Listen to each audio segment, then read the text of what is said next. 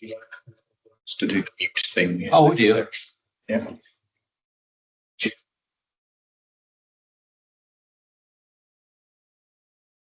Order now? Yeah, thank you. Thank you so much for that. We'll start off with the apologies for absence. Have we got any apologies for absence?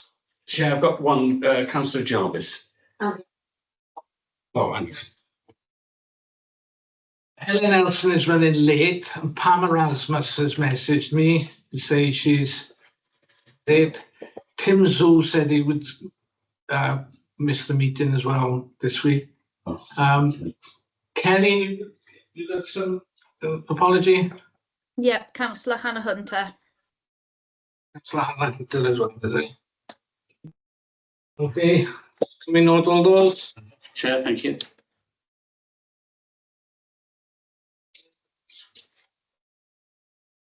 No declarations of interest at this point. Any councillors got to declare interest on anything that's on the agenda at the moment? Any declarations of interest? No. Just before I go on to public participation, I'll just invite the two new councillors that we've got who have joined us this session as Trevor Carr and Laura Gilbert. Can I just ask you, could you give just a brief introduction as to who you are and what your interest is in as a community councillor? So I'll start off with you if you don't mind, Laura. Yeah, Trevor Carr, lived in Mumbles for 15 years in Promenade Terrace. My wife passed away 18 months ago, so I moved in with my son in Devon Place. Although I've actually, before my wife passed away, we exchanged contracts on one of the new apartments above Jules and Cecil. So I'll be moving there in May. I'm qualified chartered surveyor. God, 1975. I still pay my subscription, so I'm still qualified. In 1999, we bought John Francis Estate Agents. We ended up with 22 branches, and we sold out in 2015. And I've since retired.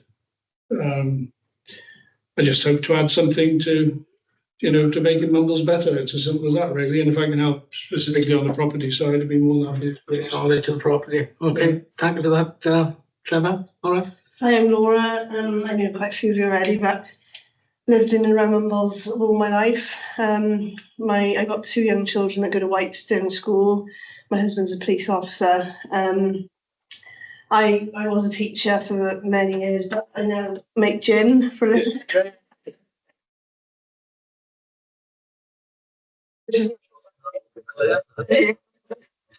And the main reason why I wanted to get involved was just to kind of make Mumbles more of a sort of, it already is, but a fun and safe place to live, and just get involved with community events and that sort of thing, really. Thank you for that. May I welcome you on behalf of Mumbles Community Council. Thanks. Yeah, thank you for your contribution. So, okay, so we move on to the next item, which is public participation. So members of the public are invited to make representations or answer questions, give evidence of meeting in respect of any business which is on the agenda. Have we got anybody who wants to make any representations for that? The only member of the public I can see here is Joe, I think. I'm not sure who that is, but if they haven't got anything to say, can we move on to the next item on the agenda, which is the minutes of the monthly meeting for December. These were circulated to you in your meeting pack. So if we go through it, if we do page 1, what page is this one? Oh, blank page. Page 2.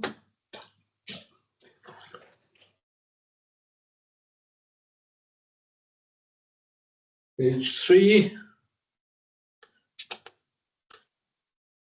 Page 4. Page 5. Page 6. Page 7. And the rest of it then is payments. Just like to give my thanks to Will to chair in that meeting on my behalf, as I was incapacitated, unfortunately, that meeting, but I'm a lot better now, thank you. So any comments on the minutes? Are we happy to accept those minutes? Can I have a forwarder? Rob and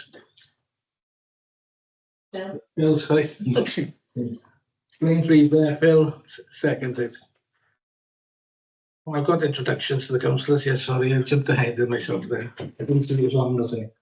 So, can we have the clerk's report? Yeah. Yeah. So, Ian, can you turn the microphone off because it's echoing back at myself, please? Bill's in charge of that, so. Thank you. That's better. Thank you. So just a quick one for me, just to say Happy New Year to you all. Welcome back. Just to remind you that we've got the support cafe on Thursday, which this session we are tackling food poverty. So it will be an interactive session for members of the public to come along, learn how to grow their own food to help sustain their households, and they get to take away the seedlings that we're going to be planting for them to continue to grow at home. So obviously thanks to Ian Hughes, staff member, and Carrie and Sarah for helping me with this, because it's been a little bit last minute, shall we say the least, trying to organise this. Also, just to remind council members that the office will be closed on, I think it's Tuesday the 28th of January, because we've got staff training for the day, so we won't be available on that Tuesday, but obviously I will remind you all close to the time, and that's it from me this month.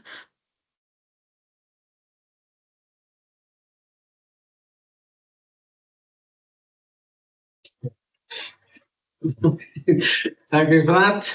So if we move on now to the chair's report. So, as usual, I will read my chair's report. Dear councillors, welcome to a new year, and may I take this opportunity to formally note our two new councillors joining us, Trevor Carr and Laura Gilbert. Welcome to you both. As is traditional, this report will provide a summary of the activities and initiatives undertaken by MCC during December and January 2025, well, December 24 and January 2025. And it will include details of community projects, events and updates of ongoing work the council is involved in. I thought I'd put that in for the new councillors, just so you know what I tend to cover in these reports. Mundles Community Council has been holding its regular monthly meetings throughout December and January, with key discussions focusing on local initiatives, budgetary matters and responses to community feedback. The council convened its budget scrutiny meeting on the 9th of January to review potential budget allocations for the upcoming financial year. Again, I put a lot of this in for the newer councillors, just so you know the sort of format that we follow. These included discussions on maintaining and funding of local amenities and environmental projects and proposed projects that we have for the forthcoming year. This meeting is a preamble to the full budget setting meeting, which we're going to have on the 21st of January, which provides the councillors the opportunity to scrutinise and ask questions about these future proposed initiatives. Prior to the budget setting meeting of the 21st, can I ask that all councillors try to acquaint themselves with these proposals, as this should aid discussion at the full council meeting, because often this budget setting meeting is probably one of the most fractious and long meetings that we have, because obviously this is the meeting where we set a precept or our rates, whatever, for the next year. And of course there's all the projects then that obviously some people got their pet projects and issues like that. Leading through December 24 and January 25, a number of community orientated projects were either launched or continued. Among these were the Christmas festivities.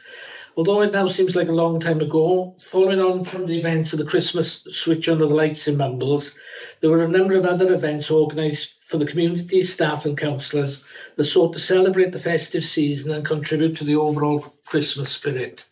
And these were well received. As Kerry was just talking about, a new initiative that started in January is the Support Cafe, and this is aimed at really augmenting the already established Coffee with Friends. The support cafe is held on a Thursday in the Austrian Centre. And the aim of this pilot initiative is to provide support and advice in relation to such issues as age-related cognitive impairment. And as Kerry was saying, the next one this Thursday is on food poverty. Another one that was held right at the beginning of January was the Males Craftathon, which this kicked off the new year. This highly successful craftathon, which was held at Vivian Hall in Blackpill, and also used the outside shelter of the Woodman, where 60 participants between the ages of 5 to 85 attended, and we had a fantastic day doing all things crafty. Ongoing is the beach cleaning and litter picking, which is a continuing program that we've run for a number of years now. And cleanup days and litter picking, and we had a litter picking hub launch on the 2nd of January at Blackpill, and a most recent litter pick was held in Bracelet Bay on the 12th of January. As the year continues, we intend to continue to focus our efforts on reducing litter and improving the aesthetic appeal of the village, particularly through leading up to the holiday season. Over the past year, I feel Mumbles Community Council can take pride in the fact that we've made significant strides in its efforts to improve local amenities, engage with residents and foster a community spirit. This council remains committed to addressing local concerns, prioritising sustainability and creating a welcoming and vibrant environment for residents and visitors alike. That's my report for this month. Any questions? Okay. We've already done the introduction, so shall we go on to the financial report for January 2025? Kerry, are you doing this? Over to you then, Kerry. Thank you. Okay. Ian? Sorry. No, the speaker. Thank you. So to just bring forward the financial report that's been prepared by Paul. Obviously, I'm hoping that you've all managed to have a chance to take a look through it. If there's any questions, I'm happy to take them. The recommendations are that we approve the payments made by the RFO in December 2024 retrospectively, and that the budget monitoring report to the 30th of November is approved. So if anybody's got any questions, I'm happy to take them. Harry? Okay. Yes, it's not so much a question really, just a comment. I noticed the three payments for catering for the various Christmas parties have quite significantly different costs. I just wondered whether that's something that it's worth us looking at for next year, where, you know, perhaps there are... Could you turn off the feedback? Thank you. You know, perhaps there's you know, it's worth us actually looking at some different catering companies, because they you know, there is quite a significant difference in the costs. So yeah, it's just a comment that that's something that perhaps we should be looking at to make sure we're getting best value for the events that we do. And the other thing is just a query really. What was the Newton Primary School concert buffet? I don't remember that ever sort of coming as being something that was requested. Was that out of a councillor's allowances? What's out of our councillor's allowances, the four Right. you can get £50 each towards it. Okay, thank you. Thanks, Chair. Yeah, my question, Kerry, is mainly around the income side. Everything else seems pretty straightforward. On the income side, there's no interest accrued at all on £582,000 in the bank.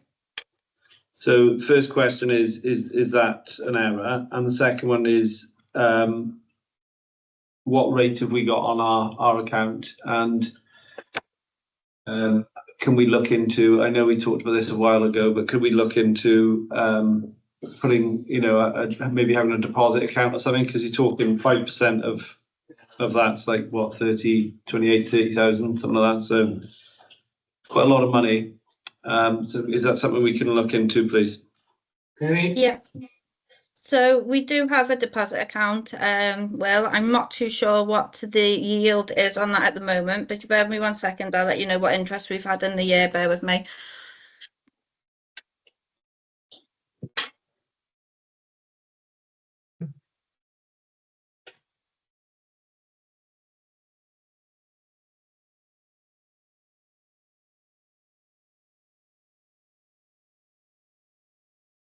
Sorry, I can't get into the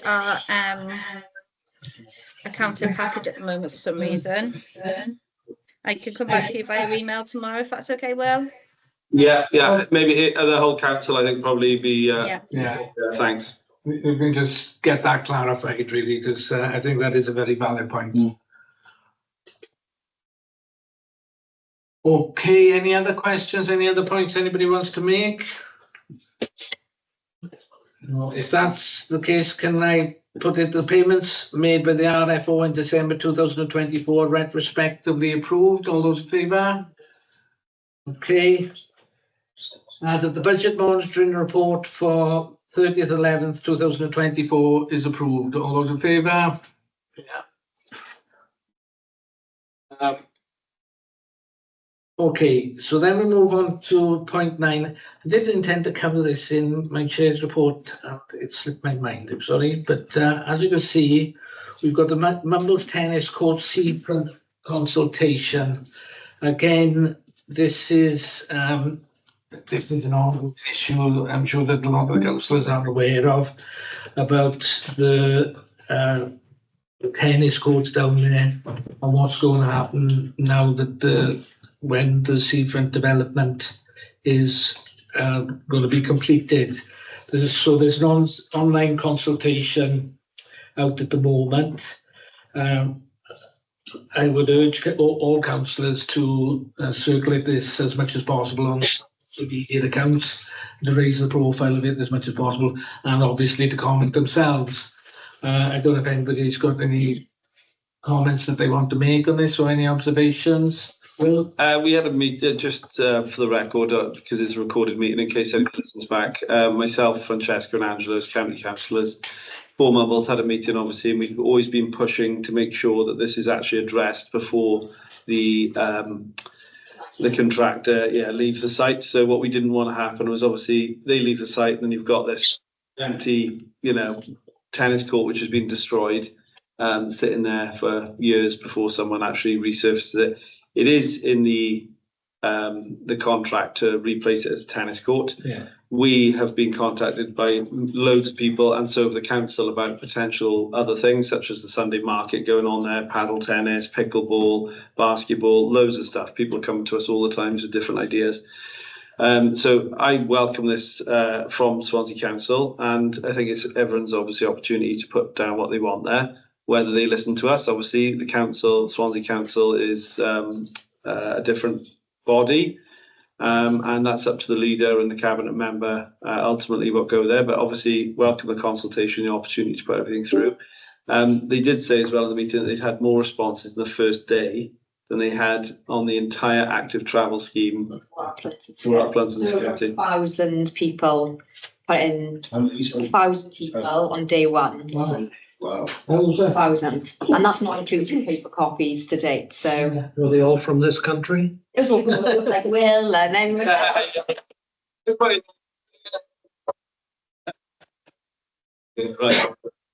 It shows that it's already been widely, received, and a lot of people are engaged. So thanks. I think as well, try and raise it on some of the social media groups that we've got, Facebook and the like. Just because you know what will happen, this consultation when it's closing, when is it on the end of this month? Yeah, and people will say, "Well, do you know anything about it?"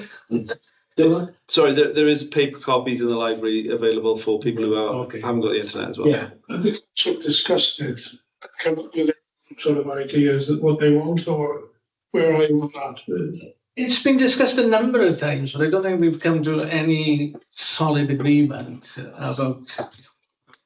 From memory, we spoke about putting in a council, a collaborative council opinion, and everyone decided that I think it was just a discussion we had at some point. I can't- Discussion. Nothing formal. The But- thing was, it seems so far in the distance, I think, at the Yeah, time. yeah. I think that you're right, though. We could have put, it's probably a bit late now because it's not on the agenda, but we could have put a Mammals Community Council opinion, and we all would have had a meeting and had a, but it's very hard to get it. Having a good consultation, of course, it forces us to, What the community want. not just what the winning result will be, but also what other people's priorities are. So, I mean, this consultation will inform us as to what other spaces True, yeah. along the front will be. That's a good point. We could get the data, I'm sure, yeah. Kenny, Yeah, just wanted to say, the reason why it's on the agenda is to obviously bring it to the attention of everybody, but also if we want to put in a response from Mammals Community Council, we can agree that this evening as well. Brilliant. Good. Well, bearing in mind the importance of this particular amenity, it's very important that we do put something forward. But in the absence of being specific, we should certainly put something forward to City and County of Swansea that we would welcome the opportunity once all the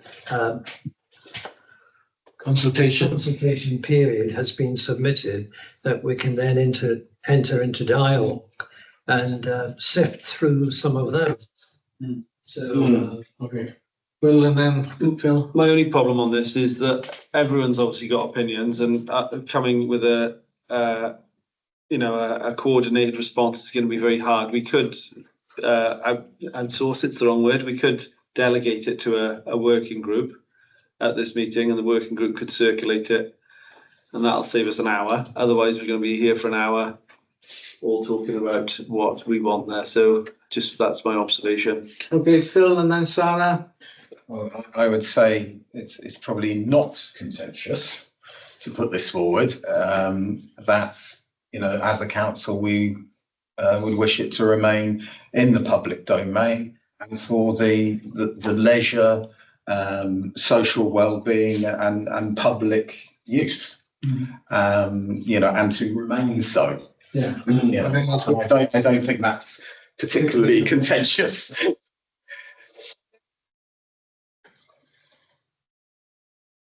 Mute. Second, if she's on the phone. No, hi. I know that when it first started, God, seemed like before history began when they first started talking about this. I know I was sent a lot of emails from mums who wanted their kids to be able to play basketball there. So yeah, it is a little contentious if we all send something about what we want sporting wise. I think Phil's is the most neutral. I think that's the best we can do. Throw it up and see what the public say. Thanks. Say that again.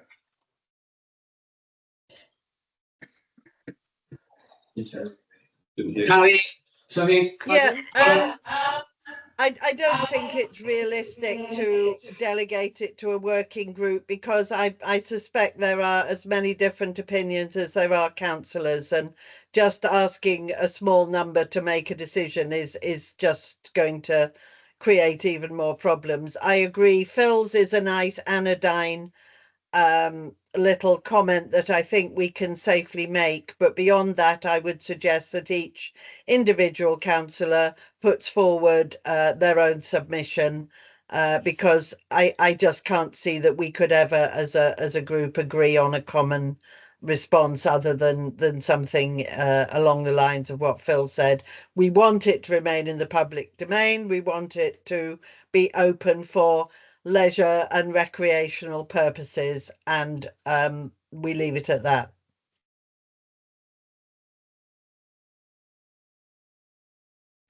To agree with everything that's been said there, stepping away from being the chair for the day being in. Get it.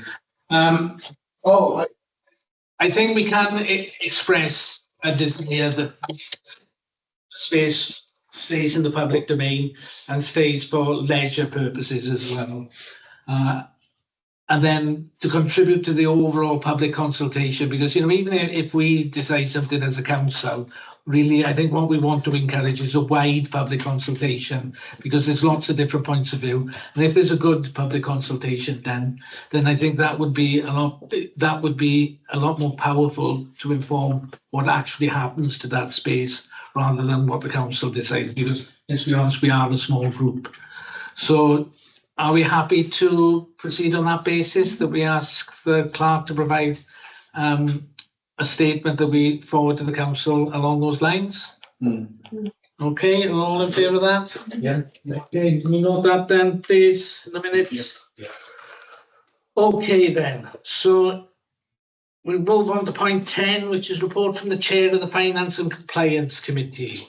No report because we didn't have a meeting last month. You've got nothing to report? Okay, this might be easy because a lot of committees, well, I think all the committees didn't meet in December. Report from the chair of the Community and Social Development Committee. Yes, thank you, Chair. Similar scenario here. Something has come to my attention, and that is with regards to the exercise equipment on the promenade.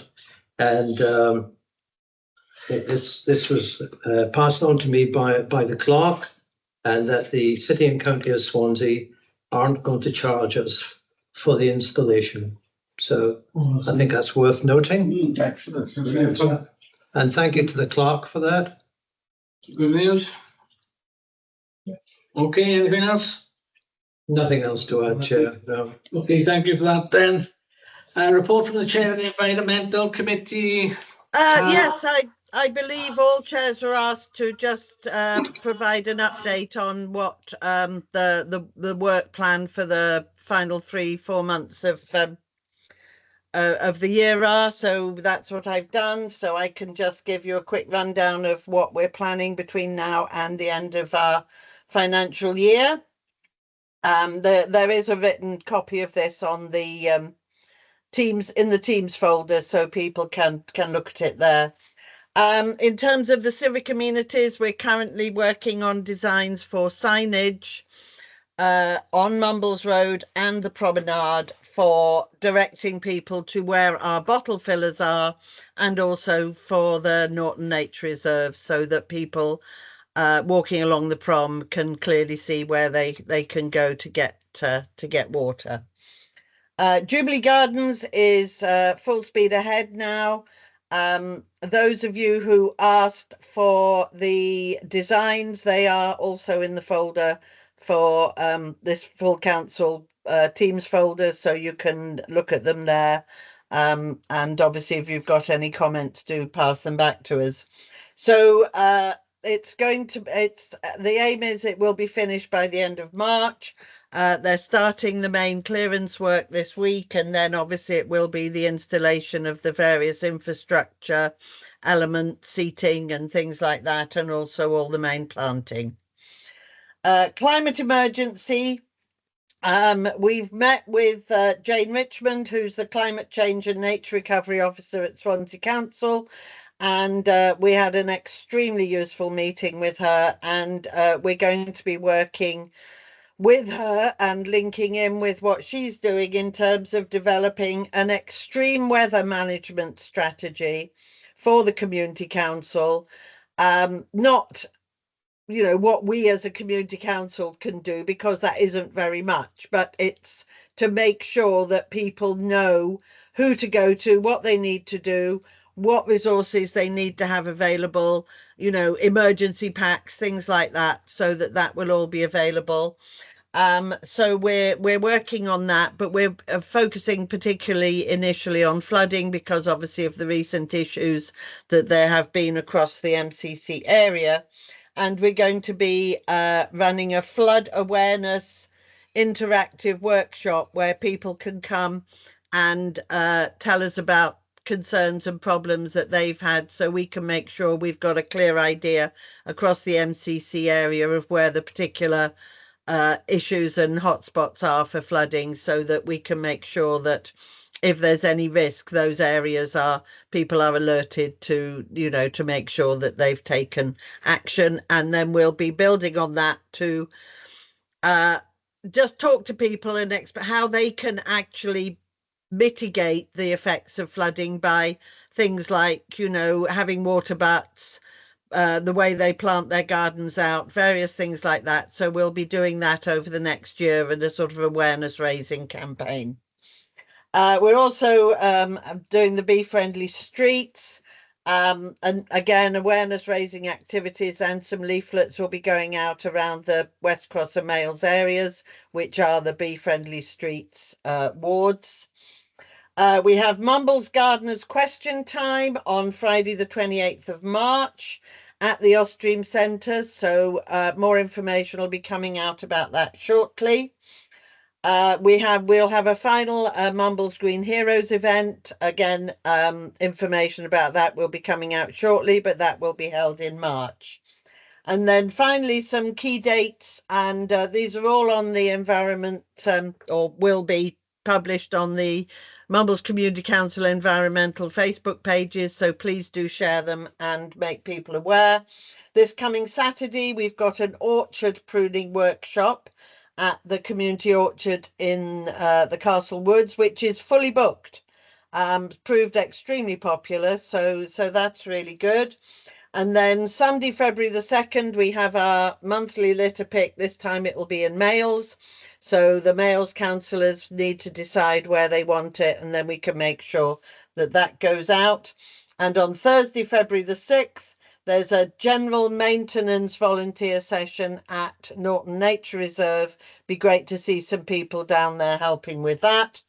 And then on Sunday, March the 2nd, will be the March litter pick, which will be a weeding and litter picking session in West Cross.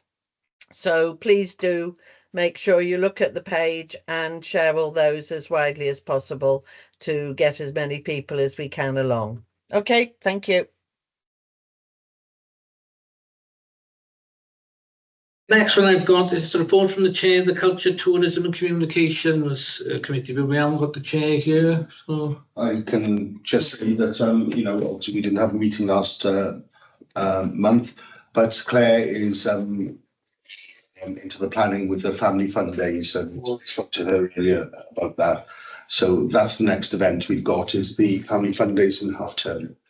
Okay, and then there's no other questions then. The next point, we got a committee recommendation, but there are no committee recommendations, so we can just move over that point. So the next point then, exclusion of the press and the public. Just for the sake of new councillors, we do this when we're discussing issues which are commercially sensitive more than anything, or community sensitive. We try to not do it unless we have got a very good valid reason, but we need to put this to the vote. We need to vote first. Yeah. Oh, charge the So we need to put it to the vote. Are we all in favour of the exclusion of the press and the public? Okay. So then to exclusion of the press and the public. So then we need to go on to the votes. Stop it, Chair. Yeah, definitely. Sorry. While you're doing it, thanks, Phil. Stop recording. Stop recording as well, Phil.